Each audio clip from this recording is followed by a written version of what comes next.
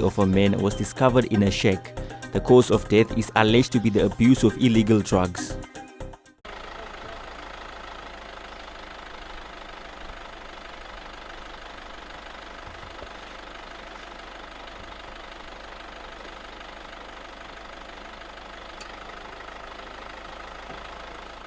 The Seventh community woke to shocking news this morning that led many together and witnessed emergency services removing the body of a 21-year-old man suspected to have died illicit drugs.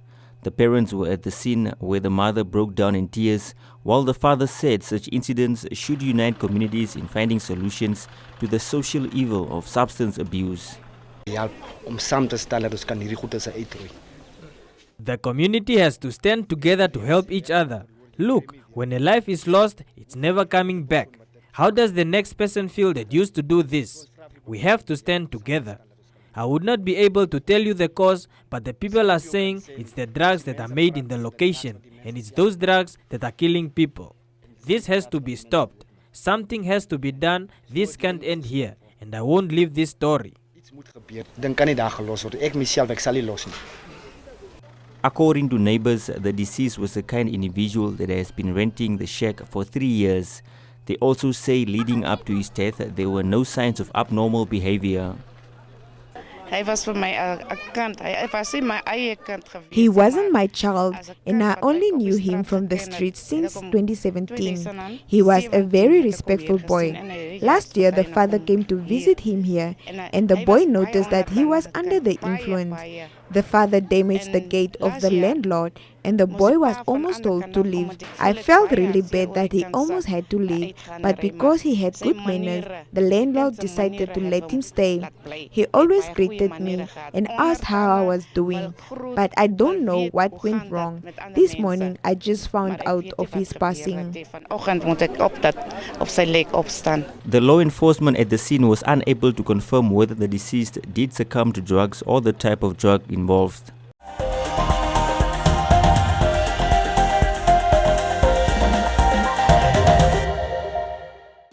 My name is Liesel. I'm a medical officer in the anesthesiology department. I know friends and family who are vulnerable to the coronavirus. Some are pregnant, some have young children at home, others are elderly or suffer from autoimmune diseases or take steroid treatment. I want to protect them. Together, we can protect them. Please stay at home for us.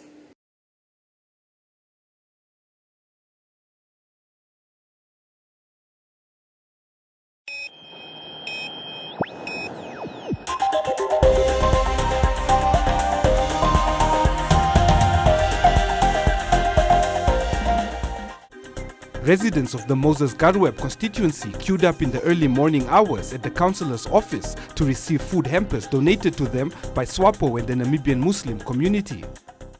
The initiative was organized to assist the government in its efforts to provide food security to vulnerable Namibians during the state of emergency. One of the organizers said that this initiative targets an estimated 4,200 vulnerable Namibians who will receive food hampers to sustain them for the last few days of the month.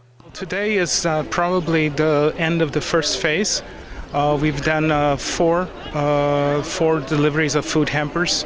We're coming to a total of about 500, which can cover, by our estimates, about 4,000 to 4,200 Namibians. The idea is to distribute food hampers that will provide food relief, not hunger relief, but food relief. So it's about 10 to 15 days worth of food, just so that people are assisted in the probably last days of the month. We came in contact with Mrs. Sophia Shaningwa, who provided us guidance and directed us to areas that she felt were of a priority. Obviously, we don't understand the demographics of Windhoek, but we wanted to be as efficient and effective as possible, and that is why we have opted to do it this way. As we have been doing it, we intend to continue doing it, and as we were doing it right now, we have got a better feel for how the city of Windhoek is organized, how people are spread out, and it may be that in the future we will do it on our own or continue to do it in cooperation with local authorities. The SWAPO Youth League Secretary for Education, Hofni Ipinge, called on the business community, non-governmental organizations and other political parties to support the government in its efforts to secure food for economically vulnerable communities. This is the time that all of us need to come together and save the Namibian lives. So, not to be selfish, but to assist each other. I'm calling the business people to come on board, the non-governmental organizations to come on board and assist our people with a little you have. You cannot sometimes call yourself a leader, but you cannot even give $200 from your pocket to save 1 or 2 Namibian lives. So come on board, then assist our people while we are in this difficult time. I know we'll go through, but this is the time that we need to come together and assist each other. So I know the party is doing its best, but we don't want to say is the party doing its best. We are giving this food as a government because it was given, some of the food were given to the party, but the way we are giving this food, we are giving them as a helping hands from the government, not from the party, but from the government. Because at this time around, we are not talking about Part A or Part B. We are talking about saving the Namibian lives. According to a report by the Food and Agriculture Organization, Namibia has been placed on the priority list of countries that need an urgent intervention in fighting food insecurity.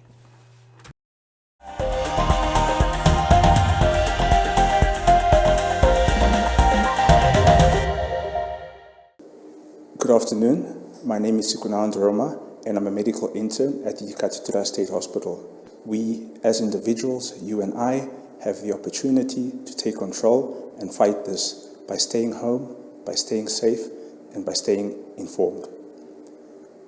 I appeal to the more fortunate that we lend a helping hand to the more vulnerable and the disadvantaged, especially those in our informal settlements. We should stand together, listen to what we are being told, and together as a country, we can get through this.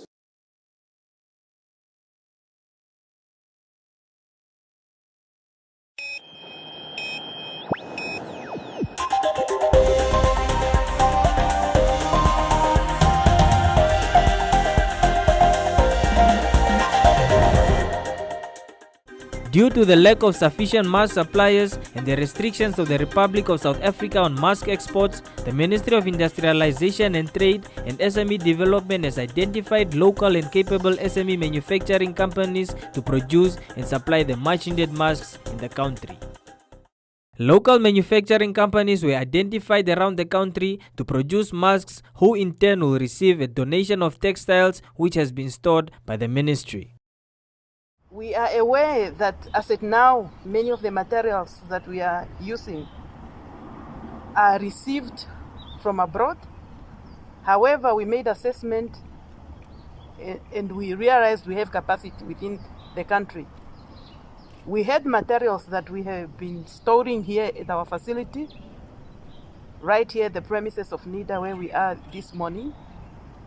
And we are going to hand over to the selected manufacturers and tailors from our local entities, not only here in Windhoek but in the regions as well. This is just a symbolic handover which will be then rolled out to all the 14 regions in the next few days for us to ensure that we manufacture enough facial masks which are going to be a requirement for everybody to have immediately after we have phased out this phase of lockdown. When we are ready to go back to our workplaces and back to our normal activities, it will be a requirement for each and every one of us to have a mask. And that's why we felt it's necessary for us to upscale the manufacturing of such masks with the assistance of our own local manufacturers and tailors. The material donated to the local SMEs are estimated to be worth about 40,000 Namibia dollars. Dinapama Manufacturing has been identified as the leading SME to manufacture the face masks. The volumes of the materials that we have here are worth approximately 40,000. that we are going to dispatch countrywide. As at today, we have identified the tailors and manufacturers who are standing behind me, of course being led by some of our renowned and established entrepreneurs such as Dinapama, which is also represented here today. We have some other structures in the regions, like we have again in our premises in Karas region, where we have a hectare project that is also manufacturing facial masks. And we are anticipating the volumes of approximately 25,000 facial masks, which will come in various sizes. The one for adults, for the children, and for the toddlers as well, because we know even our toddlers at some point will go back to their creches and their kindergartens, and they will be required to be protected. All tailors will have access to the technical specification guidelines which will be provided by the Namibia Standards Institute, as all companies appreciate the chance and are ready to take the task ahead.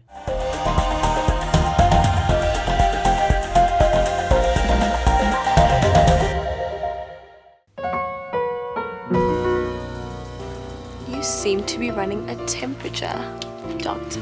I think so, nurse. As ek na daai smile kyk, is jy nie op 'n ander planeet wat jy upset is nie.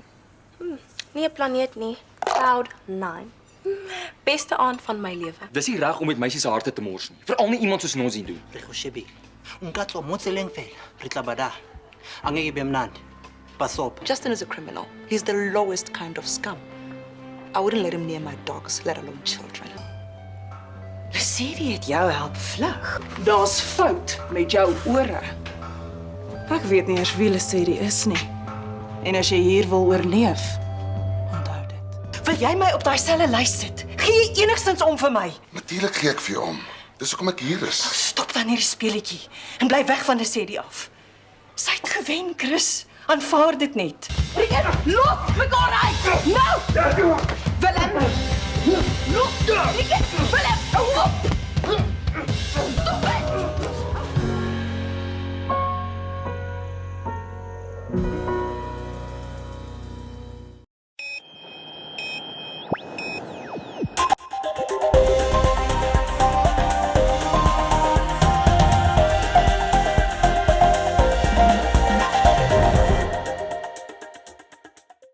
Truck drivers transporting goods to and from Walvis Bay will soon have a port that will allow them to be harbored when they transport goods. This will minimize the movement of truck drivers around the town and serves as a preventative measure to prevent the spread of COVID-19.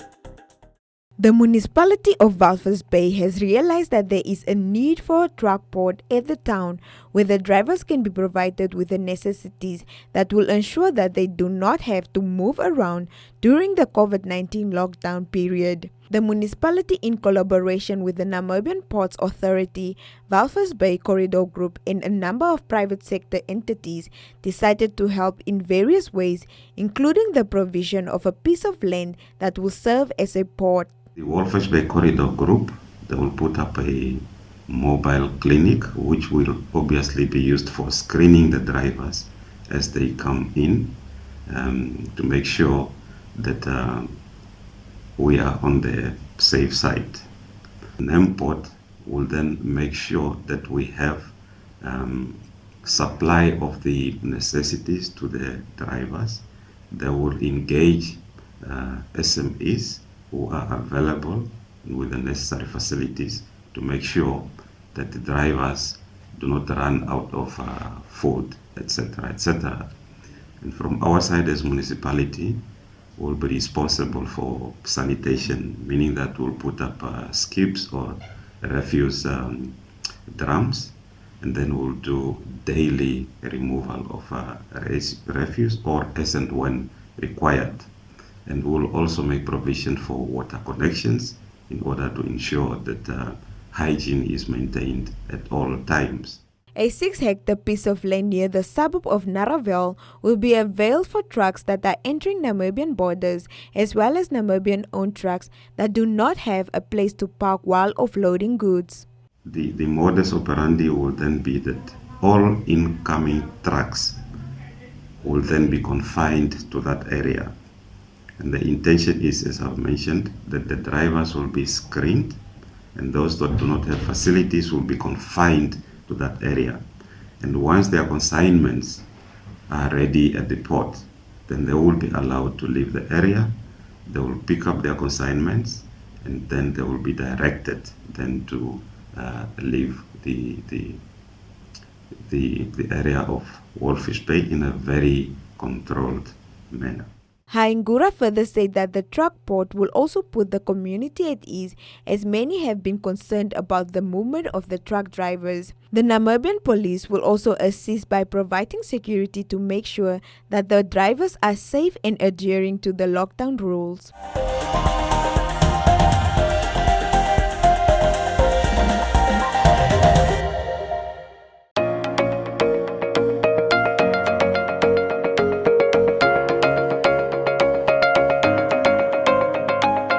Accommodation is the ability of the eye to focus on distant and near objects. And I bring it in contact with the electroscope. What you must keep in mind is positive charge can't move.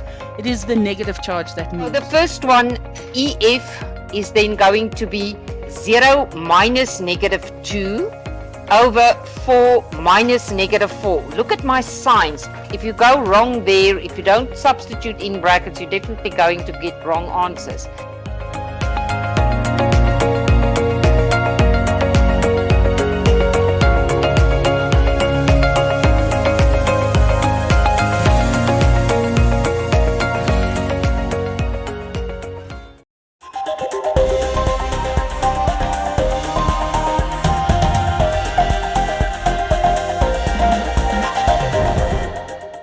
In other leading stories, the national parks in Namibia will be closed for the duration of the lockdown period in compliance with the state of emergency declared by the President in reaction to the COVID-19 outbreak. During the same duration, tour operations and guiding activities will not be allowed in the national parks, which also includes closure of accommodation establishments.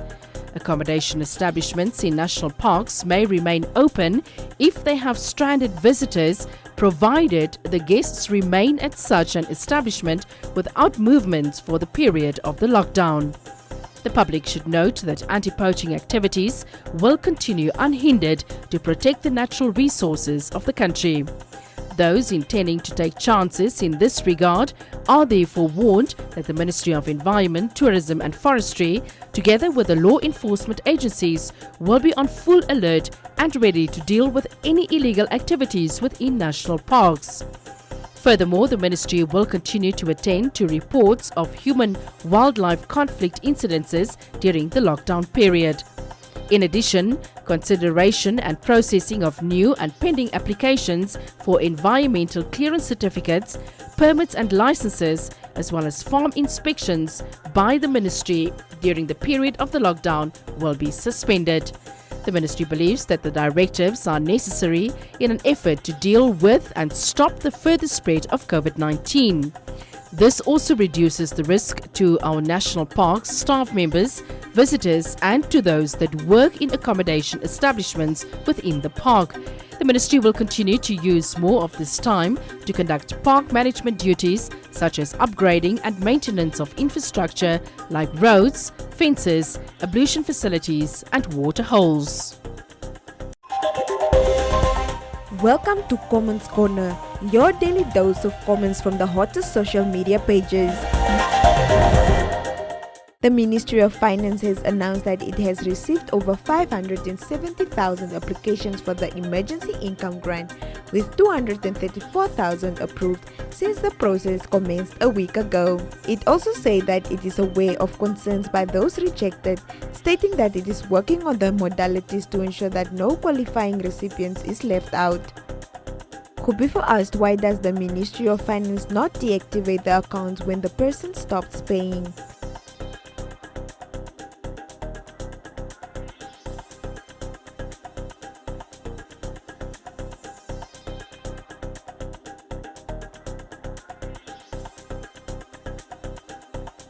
Kandea said that it is not fair for those who did not get the money in the first round and now have to go stand in long queues while others had an easy process.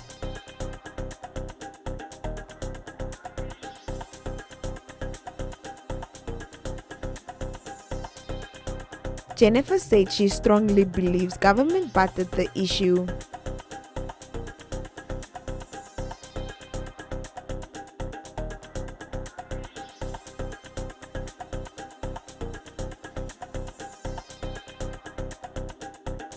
Ovio said that government should just give everyone the 750 before it gets out of hand.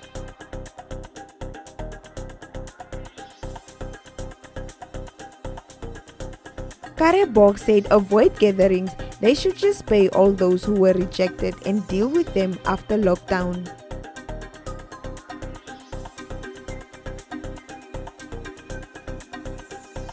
The SWAPO party celebrated its 60th anniversary at Parliament on the 19th of April 2020, while the rest of the country was in its second phase of lockdown.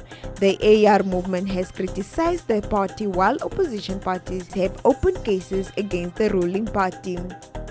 Bonifacius said this is a deliberate mistake traveling from their farms to party, questioning whether none of them thought of COVID-19.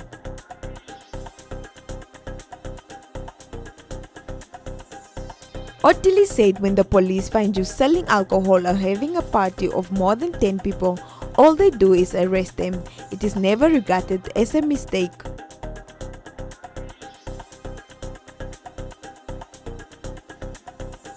Jay said if the leaders are ignoring their rules and regulations in broad daylight, then they should not be defended.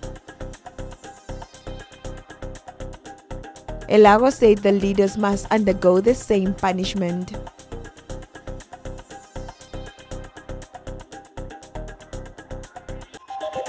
And that is all from Comments Corner. Be sure to post your comments on our social media pages for broadcast every day only on Today on One.